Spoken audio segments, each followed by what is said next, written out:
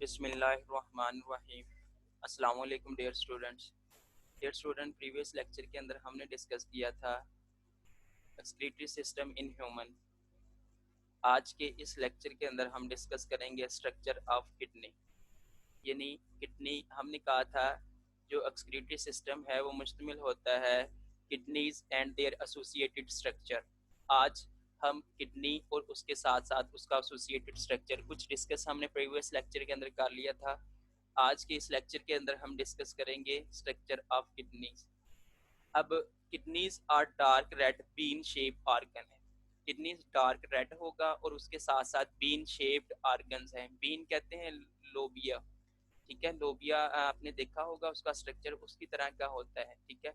और उसके साथ साथ इसका अगर हम बात करें 10 सेंटीमीटर लॉन्ग होता है किडनी, 5 सेंटीमीटर वाइड और उसके साथ साथ 4 सेंटीमीटर थिक होता है।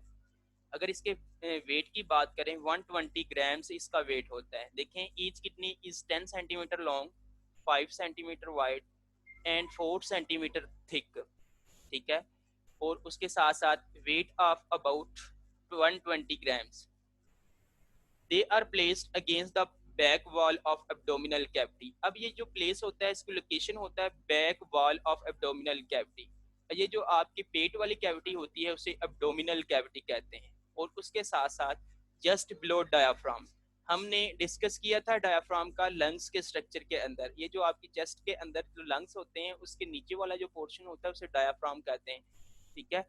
जस्ट बिलो डायाफ्राम यानी below the diaphragm, one on other side of vertebral column, ठीक है।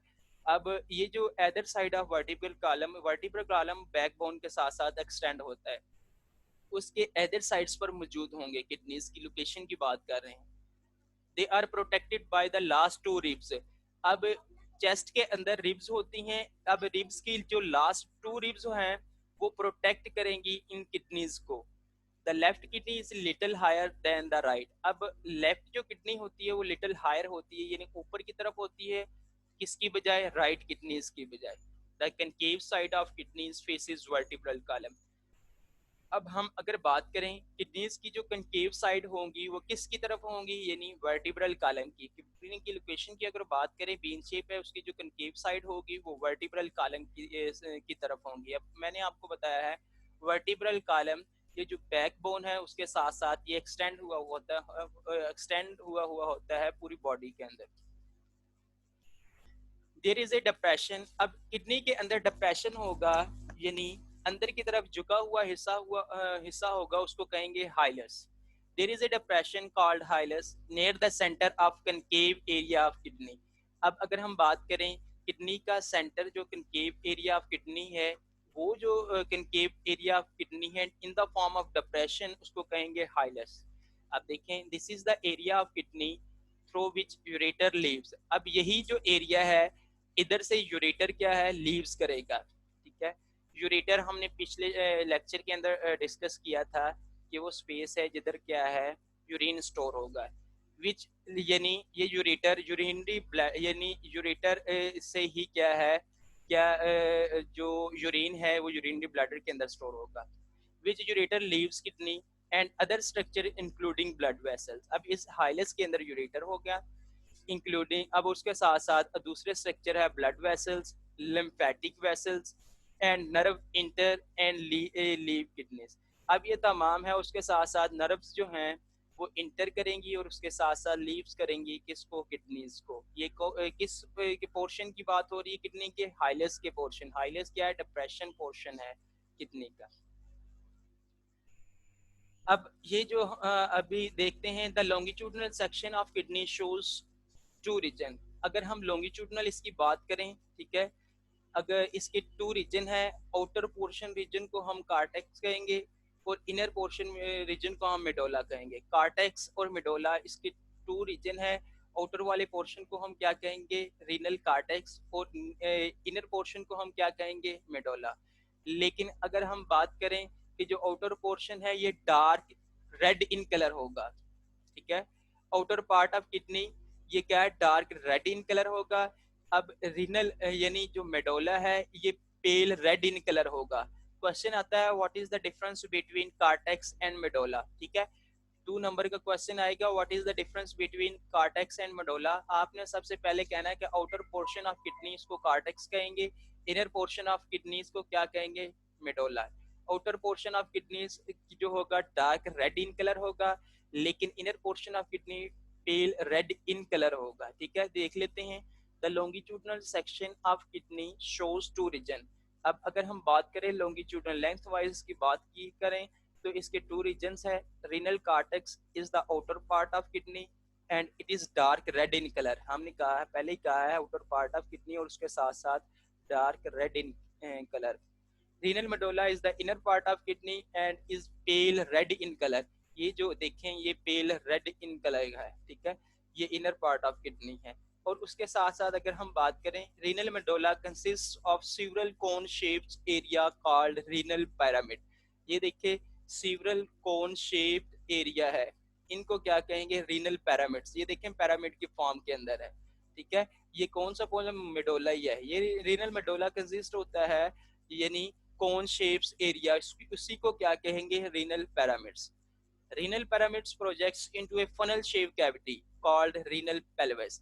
अब ये जो रीनल पिरामिड सारे हैं प्रोजेक्ट होते हैं एक फनल शेप कैविटी, जिसको कहेंगे रीनल पेल्विस। ठीक है, इस फनल शेप कैविटी से ही यूरेटर स्टार्ट होता है। ये यूरेटर ही इस यूरिन को किधर, यूरिनरी ब्लैडर तक लेके जाएगा। देखें, renal pyramids project into a funnel shape cavity called renal pelvis which is the base of ureter.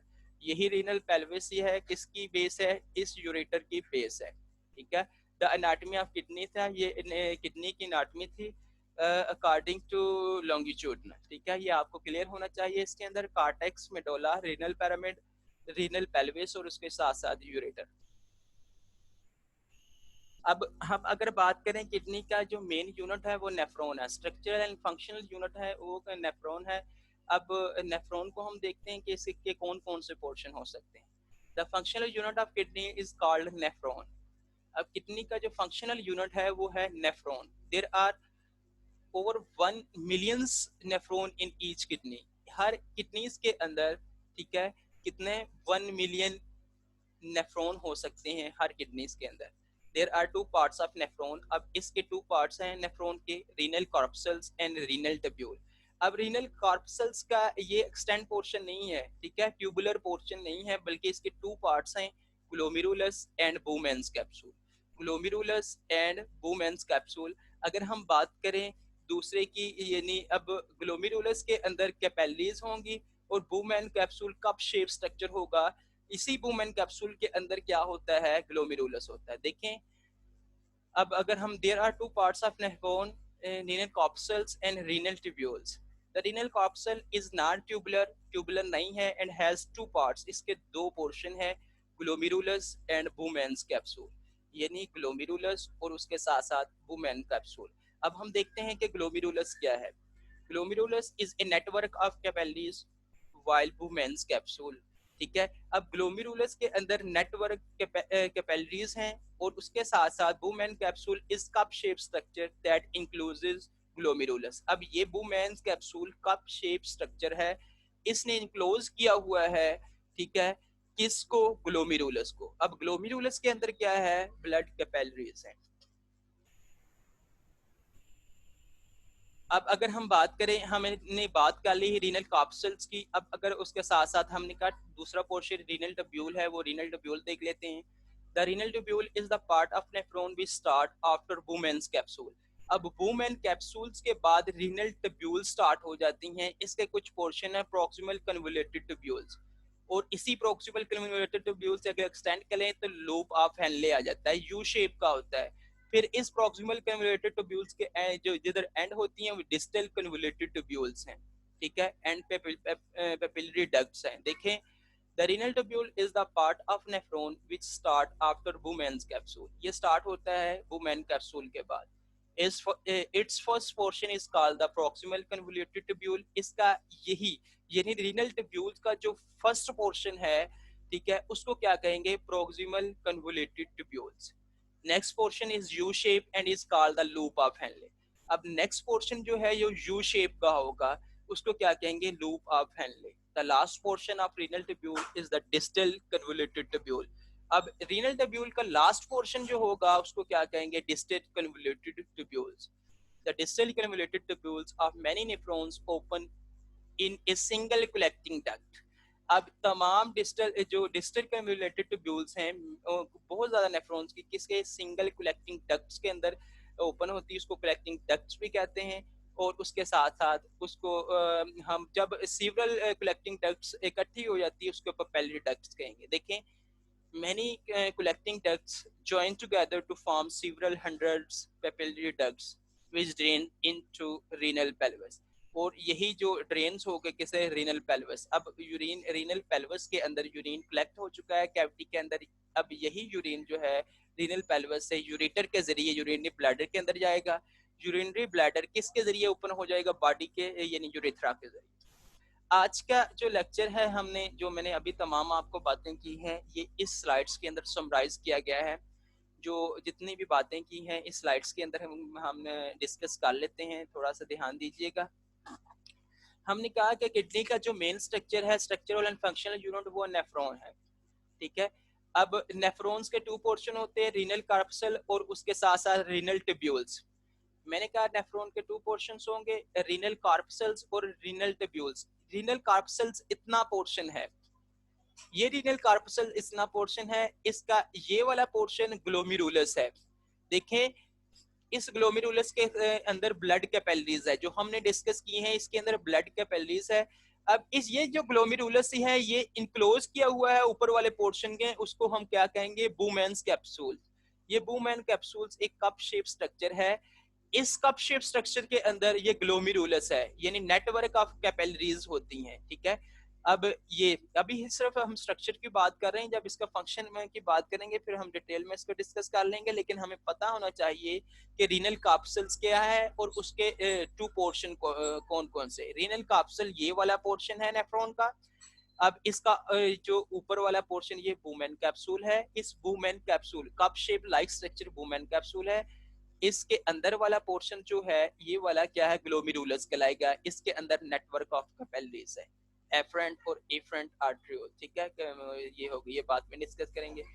अब अगर हम उसके साथ साथ बात करें कि ये वाला पोर्शन रीनल ट्यूब्यूल्स का आ जाता है, ये वाला पोर्शन तमाम किस चीज का आएगा, रीनल ट्यूब्यूल्स का। दूसरे वाला पोर्शन इधर तक रीनल कार्पसल्स का था, अब ये वाला पोर्शन किसका आ जाएगा, रीनल ट्यूब्यूल्स है।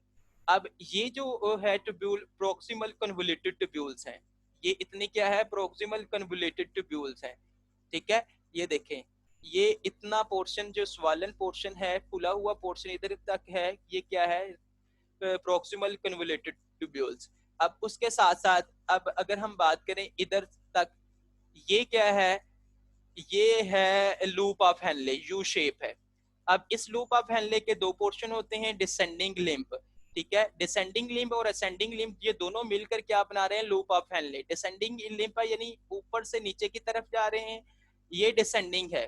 अगर हम असेंडिंग की बात करें, नीचे से ऊपर की तरफ जा रहे हैं, ठीक है, इसको असेंडिंग कहेंगे। डिसेंडिंग लिम्ब और असेंडिंग लिम्ब में आपने फर्क याद रखना है, ऊपर से नीचे की तरफ जो लिम्ब जा रही है उसे डिसेंडिंग लिम्ब कहेंगे, नीचे से ऊपर की तरफ जो जाएगी उसे असेंडिंग लिम्ब है। यही डिसेंडिंग लिम्ब और असेंडिंग लिम्ब मिलकर लूप ऑफ हेनले बना रही है। ठीक है, ये loop of Henle U shape का है। अब अगर हम बात करें बेटा कि नेक्स्ट पोर्शन है, ये देखें डिस्टल कन्वोल्यूटेड ट्यूब्यूल, ये इधर तक डिस्टल कन्वोल्यूटेड ट्यूब्यूल्स हैं। ये देखें, ये स्वॉलन पोर्शन जो है ये डिस्टल कन्वोल्यूटेड ट्यूब्यूल्स हैं। ये ऊपर लिखा हुआ डिस्टल कन्वोल्यूटेड ट्यूब्यूल, यानी डिस्टल प्रॉक्सिमल ट्यूब्यूल और उसके साथ साथ डिस्टल कन्वोल्यूटेड ट्यूब्यूल, उन दोनों के दरमियान क्या है, लूप ऑफ हेनले। ठीक है, ये पोर्शन हम डिस्कस किस में, रीनल ट्यूब्यूल पोर्शन डिस्कस कर रहे हैं, उसके कुछ पार्ट्स को हम डिस्कस कर रहे हैं। ठीक है, दूसरा हिस्सा जो नेफ्रॉन है ये जो इधर से रीनल ट्यूब्यूल का, यानी अब डिस्टल कन्वोल्यूटेड ट्यूब्यूल से आ चुकी हैं। ये डिस्टल कन्वोल्यूटेड ट्यूब्यूल किसके अंदर ओपन हो रही हैं, कलेक्टिंग डक्ट्स के अंदर। ये कलेक्टिंग डक्ट्स के अंदर ओपन हो रही है। यही कलेक्टिंग डक्ट्स जो बहुत ज्यादा कलेक्टिंग डक्ट मिलकर क्या बना देती हैं, पेपिलरी डक्ट। ये कलेक्टिंग डक्ट बहुत ज्यादा मिलेंगी तो ये क्या बना देंगी, पेपिलरी डक्ट। अब यही जो पेपिलरी डक्ट्स है ये किसके अंदर ओपन हो रही है, यूरेटर के अंदर। अब ये यूरेटर क्या है, किसके अंदर ओपन होगा, यूरिनरी ब्लैडर के अंदर। यही यूरिनरी ब्लैडर किसके जरिए, बॉडी यानी यूरिन अब यूरिनरी ब्लैडर के जरिए बॉडी से बाहर जाएगा यूरेथ्रा के जरिए। ठीक है, डियर स्टूडेंट, उम्मीद करता हूँ कि आज के इस लेक्चर की आपको समझ आ चुकी होगी। ठीक है, ओके, ओके, थैंक यू, अल्लाह हाफिज़।